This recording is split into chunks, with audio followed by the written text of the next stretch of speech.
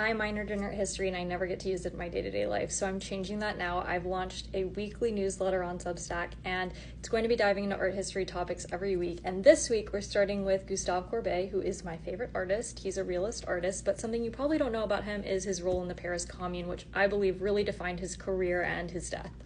In 1871, in the wake of the Franco-Prussian War, the Paris Commune revolutionized. These are all of the insurrectionists. They took advantage of all the leftover war material and barricaded themselves in the city for 72 days.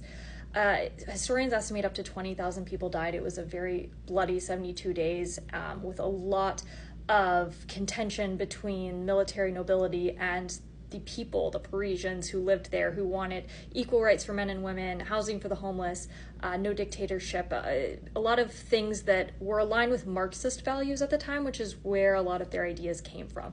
And in the center of all this was Gustave Courbet.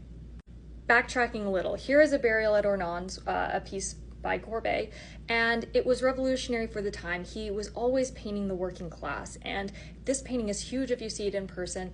A size so large it was really reserved for biblical mythological paintings. So it really shook up the art world when it came to be, because they were painting peasants in a historical event type of scenario.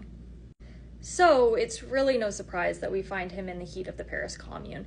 And he had publicly called for the toppling of the Place Vendôme column. So when it was toppled and he was there at the scene, he was arrested and blamed. This was a cartoon from the time, which shows him toppling the column himself. Note this red outfit and cape. That was the color of the communards. He was sent to prison and later self-exiled to Switzerland, where he never really recovered from the failure of the commune, a lot of people say.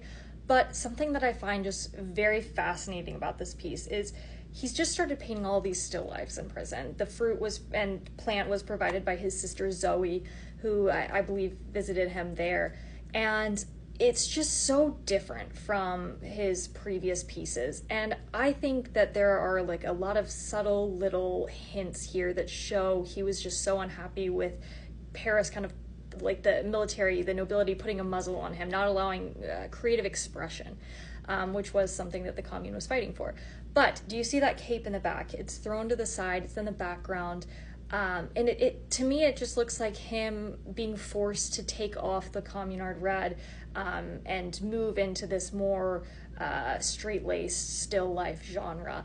And then behind that, above the cape, you see kind of this plein air painting, something that would have been more his style originally, because he liked to portray himself as a plein air painter. So kind of like leaving his past life behind, forced into this still life.